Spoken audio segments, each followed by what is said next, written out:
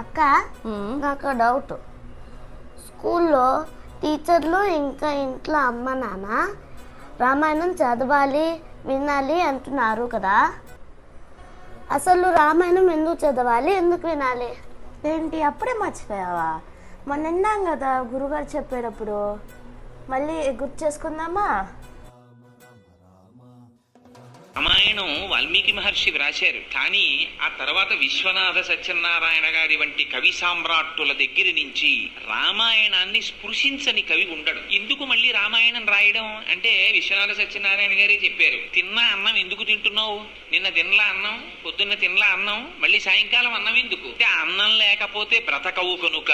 బాహ్యంలో శరీరం బ్రతకడం కాదు కావలసినది, లోపల మానవత్వం బ్రతకాలంటే రామాయణం జ్ఞాపకం ఉండాలి, రామాయణం వినాలి, రామాయణం చదవాలి. రామాయణం ఎంతకాలం జీవించి ఉంటుందో అంతకాలం మాత్రమే మానవత్వం బ్రతికుంటుంది. అది మనం చాలా జాగ్రత్తగా గుర్తుపెట్టుకోవలసిన విషయం. ఇప్పుడు అర్థమైందా?